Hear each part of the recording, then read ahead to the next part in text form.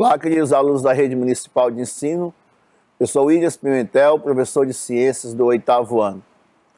Ainda a respeito dessa nossa, vamos dizer assim, jornada com relação à reprodução, hoje nós vamos falar também de um aspecto extremamente importante, que é um estudo sobre as ISTs, as infecções sexualmente transmissíveis, né?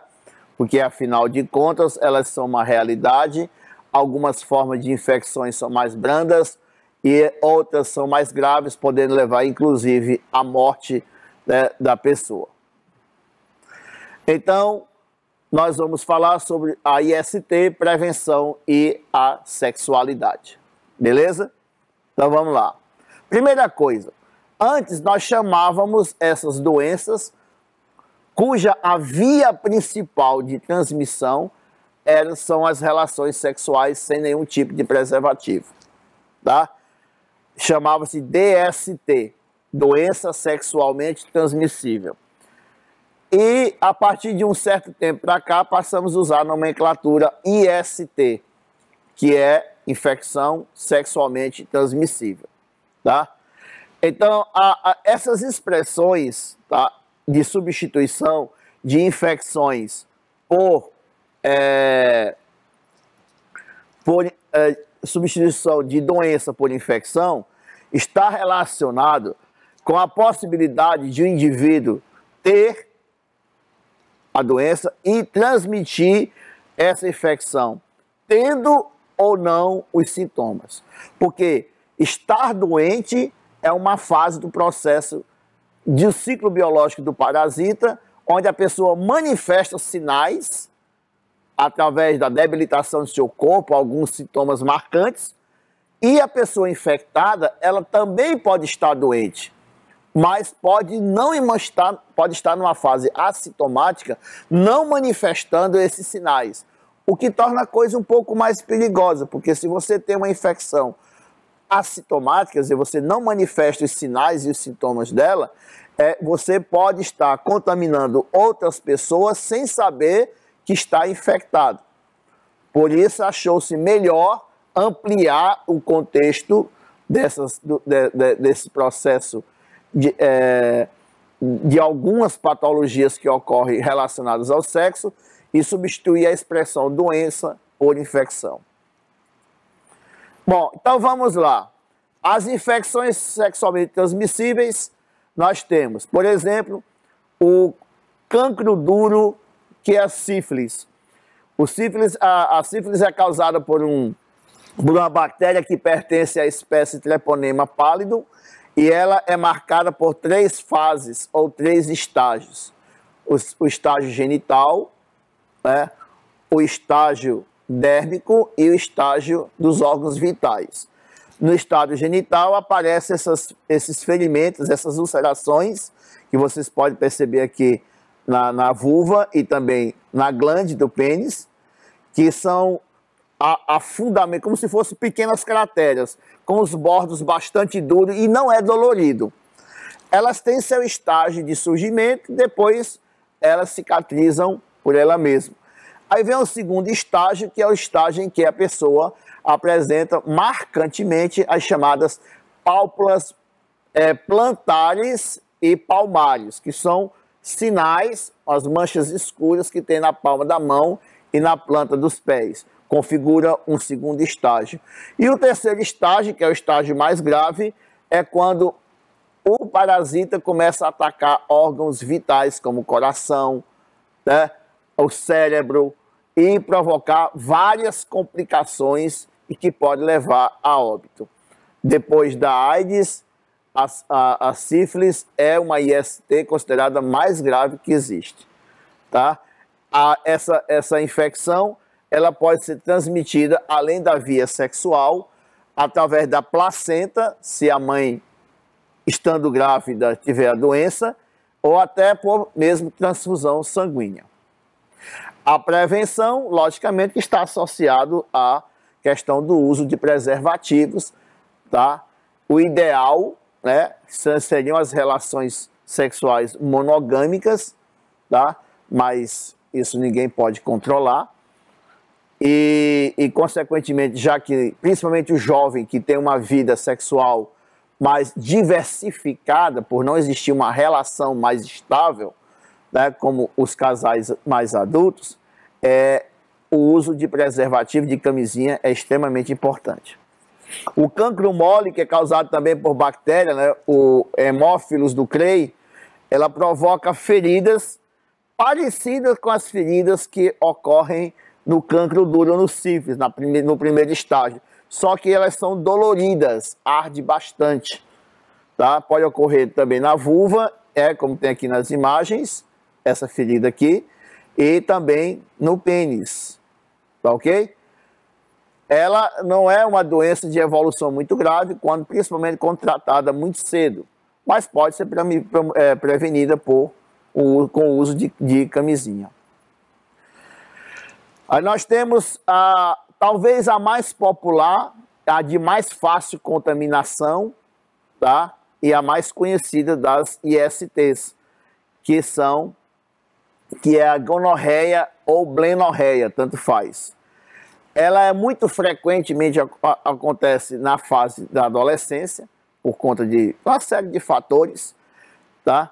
E ela provoca ela tem alguns sinais ou alguns sintomas bastante marcantes, como, por exemplo,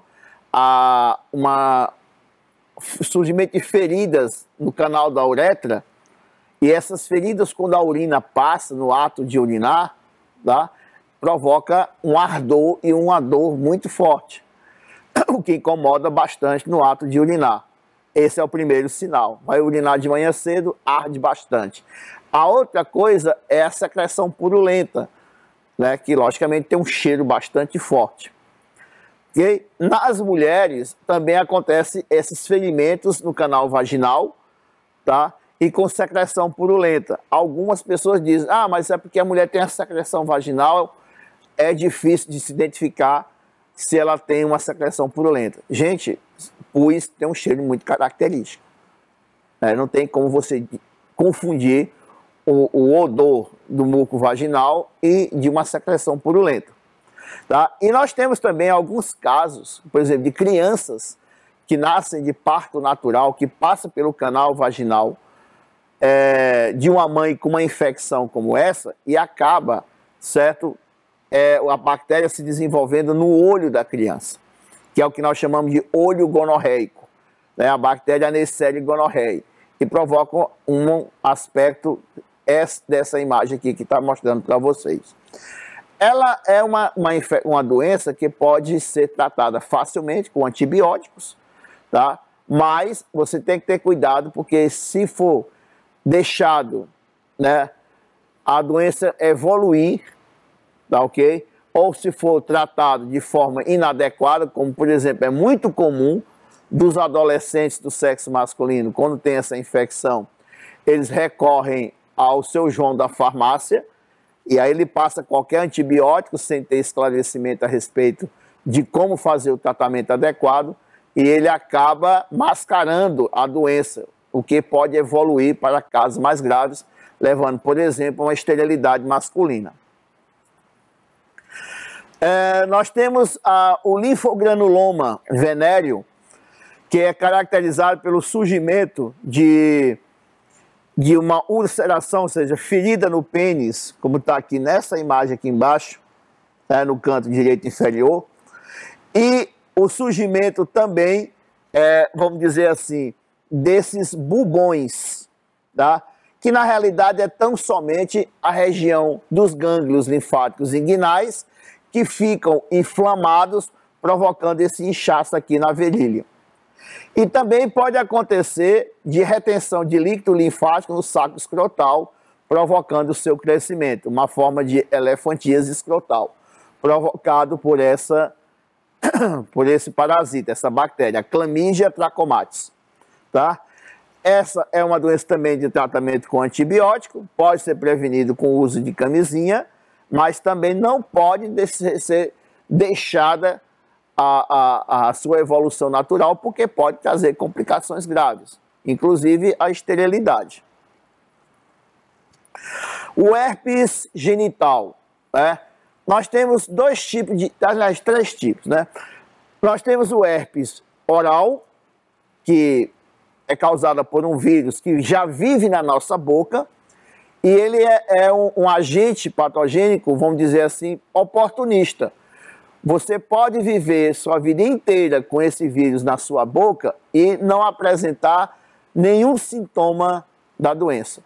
No entanto, se a sua imunidade cai, tá, isso pode dar a oportunidade, entre aspas, ao vírus para ele se multiplicar e causar os sinais característicos dessa doença, que é o surgimento de pequenas bolhas que estouram, principalmente nos lábios, tá? E caracteriza assim um incômodo não só pelo ardor, pela dor e também pela questão da estértica oral, tá certo? Nas mulheres elas são mais frequentes porque a mulher tem um ciclo menstrual onde há uma flutuação muito grande de hormônios, o que interfere na sua imunidade. Então, por conta do seu ciclo menstrual, as mulheres, vamos dizer assim, apresentando momentaneamente essa vulnerabilidade, é mais frequente esse herpes. Mas nós temos também a forma genital, que a transmissão é feita via as relações sexuais, onde essas vesículas, essas bolinhas doloridas que estouram, aparecem nos órgãos genitais, na vulva e no pênis, como está aqui na imagem. Olha, os ferimentozinhos aqui. É lógico que isso provoca extremamente o incômodo, por exemplo, nas relações sexuais, tá? Mas existem formas tópicas de se fazer tratamento e a prevenção principal também é a camisinha. Como não existe um tratamento específico, então logicamente que ele pode ser recorrente, dependendo da situação imunológica da pessoa. O HPV, né, o papiloma vírus humano, na realidade, na natureza, já foi identificado mais de 100 grupos desse tipo de vírus. Esse vírus, tá, ele foi o primeiro caso constatado experimentalmente, cientificamente, de um agente biológico provocar câncer. Então aqui já vem um alerta maior, tá? Inclusive nós tivemos recentemente, algum tempo atrás, campanhas de vacinação de adolescentes, inicialmente com o sexo feminino, mas também depois ampliou-se para o sexo masculino a partir de 12 anos de idade, e aconselho a todos, quando tiverem a oportunidade, tomem essa vacina, tá? Que é para exatamente evitar uma contaminação futura. Porque o condiloma, ele nas suas fases iniciais, eles acabam provocando o surgimento de granuloma, ou seja, de verrugas, tá? Que pode surgir no pênis, pode surgir na região da vulva, na região perianal, até no ânus, tá? E são assim, verrugas que crescem bastante, esteticamente é horrível, tá? E o tratamento, ele é basicamente feito de quê? Da retirada das verrugas. Isso pode ser feito uma cauterização, queimar, né, através de substâncias químicas ou uma cauterização cirúrgica. O grande problema é que esse vírus pode causar pode provocar câncer no colo uterino e também pode provocar câncer no pênis. Por isso, essa campanha mais recente de vacinação contra o HPV. Não deixem de tomar, né? Muito bem. A tricomoníase, ele é causado por um protozoário chamado Trichomonas vaginalis, tá? Ele é um parasita anaeróbio, então a sua atuação, tá aqui a imagem do protozoáriozinho, é um protozoário flagelado, e ele ataca a genitália, é mais frequente, 20 vezes mais frequente em mulheres do que no homem, daí o seu nome científico Trichomonas vaginalis, mas também pode ocorrer no homem, com o surgimento de ferimentos, uma secreção bolhosa, umas bolhazinhas de ar, por conta dos processos metabólicos do protozoário. É também uma doença que pode se tratar com medicação, mas tem que se tomar cuidado, e principalmente a questão da preservação, tá ok? Bom, esse aqui, hoje em dia está mais difícil acontecer por conta até do ambiente que não é muito adequado, mas algum tempo atrás era muito comum, né? A pediculose pubiana, que nós chamamos vulgarmente com o nome de chato. Ele é um parasita, é um tipo de piolho parasita que suga o sangue da pessoa, e algumas espécies, como por exemplo os pitílios pubis, ele tem preferência pela região pubiana. É impressionante a relação que eles têm com o organismo humano. Existem outras espécies que têm, por incrível que pareça, tem mais afinidade pela região da sobrancelha. Tem gente que tem, né, a pediculose nas sobrancelhas. Tá? E assim por diante, é uma relação muito específica. Ele se alimenta de sangue, tá? Logicamente que a sua atividade provoca o maior incômodo, que é a coceira intensa, tá? E não se sabe ao certo, mas pode, né, dependendo da situação, ser até veículo de algum tipo de infecção.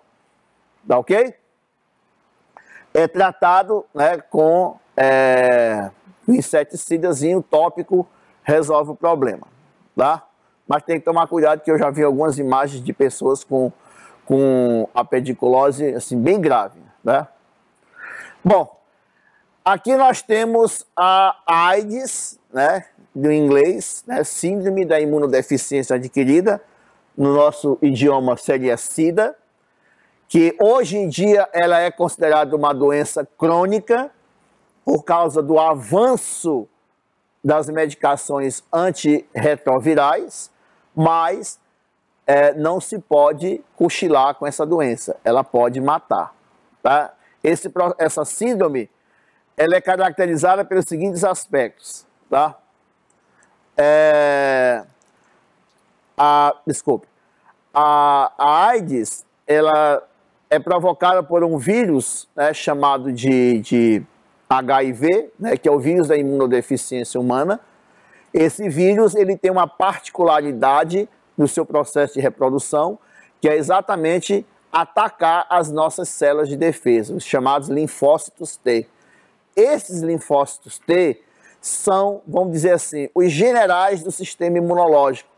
Ele que determina, certo, a estratégia de ação do sistema de defesa do nosso corpo, produzindo anticorpos ou ativando células que vão atacar as células infectadas por vírus, os chamados linfócitos T matador ou CD8.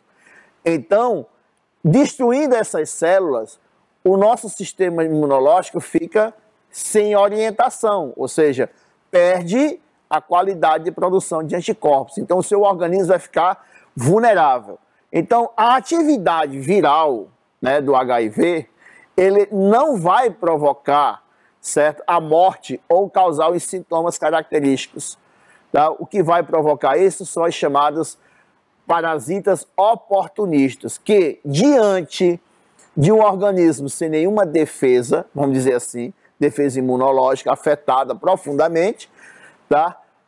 Eles passarão a se desenvolver e provocar formas gravíssimas de doenças que, em pessoas que não têm problema de imunidade, não teriam uma evolução tão profunda. E aí o que acontece é que essas pessoas acabam morrendo por conta dessas infecções. Por exemplo, é muito comum você encontrar herpes, né, que é um vírus que vive na nossa boca, a herpes oral, uma manifestação bastante grave.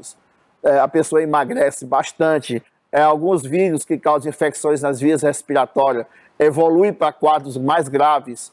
Pneumonia evolui acentuadamente.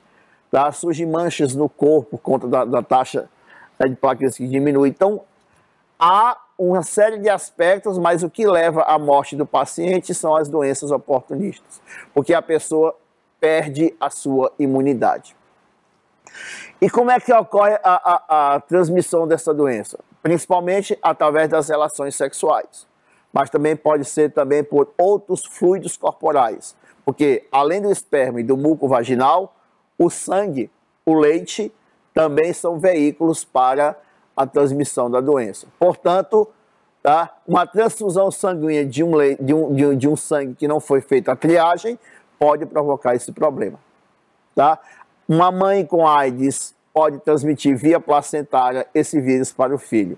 Durante o aleitamento, também pode passar o vírus para a criança que está sendo amamentada.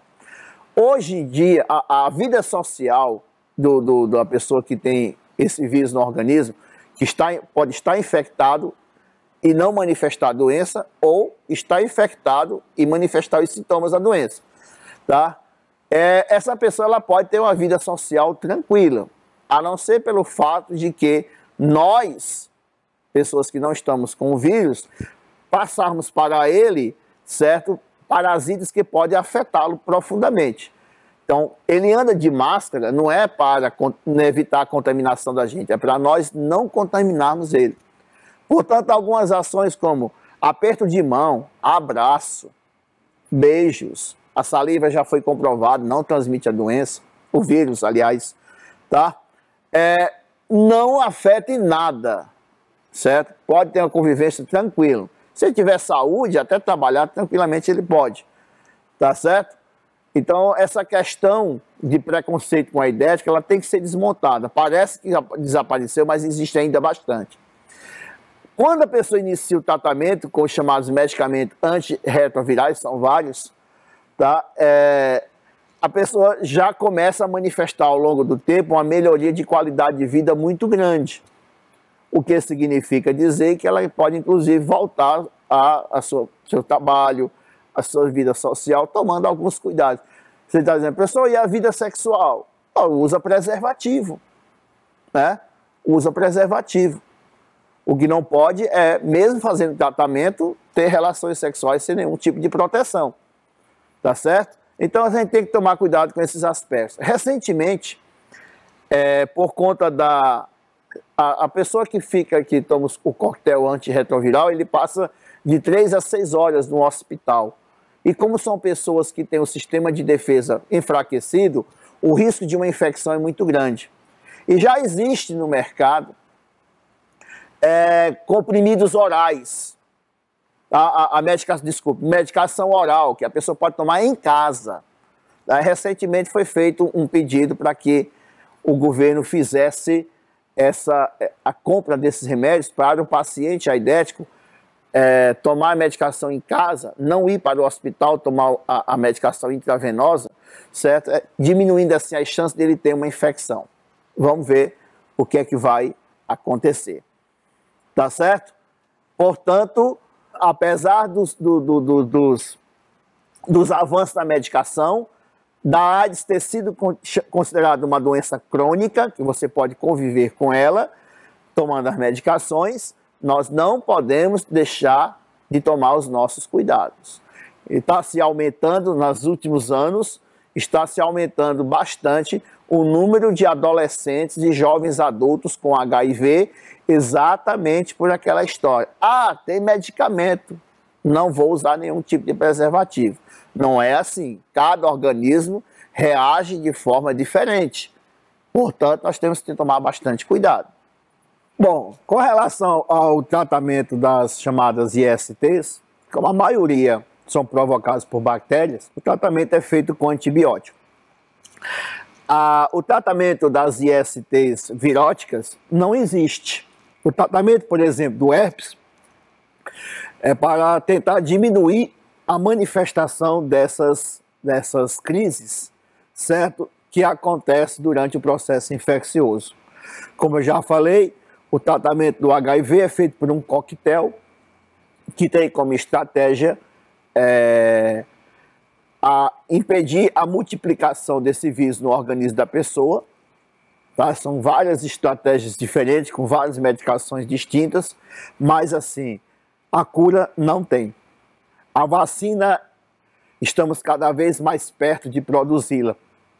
E com fé em Deus, a gente consegue essa vacina, porque a estratégia com o HIV é complicada pelas características semelhantes com o vírus da gripe. Ele tem uma taxa de mudança muito grande e, logicamente, que é difícil você produzir a vacina para abranger essa quantidade de vírus diferentes que nós temos misturados à nossa população. Tá? Então, gente, com relação às ISTs, nós temos batendo na mesma tecla sempre. A informação, o esclarecimento e o uso de preservativos são as formas mais baratas e seguras de se evitar isso. Algumas formas são mais simples, mais fáceis de ser tratadas. Outras podem levar à morte. Mas o maior problema é a disseminação dessas doenças por pessoas que não querem fazer o tratamento e não querem fazer suas prevenções, tá? Portanto, adolescentes, abram o olho, não dispense o uso de preservativos, tá? Ah, mas eu sou jovem, não interessa, tá? Cuide-se, porque a pessoa que melhor pode cuidar de você é você mesmo. Portanto, não deixem de usar preservativos. Ah, eu sou muito jovem. A vida sexual vai fazer parte, se você não tem, vai fazer parte da sua vida. E, portanto, é melhor que você esteja preparado para isso, para evitar essas infecções e, consequentemente, e também uma gravidez indesejada. Tá ok? Desejo a todos uma boa semana e que Deus proteja todos nós com o avanço dessas tecnologias que estão chegando até nós, para que a gente tenha cada vez mais instrumentos para evitar esses problemas de saúde, certo? E até a nossa próxima aula.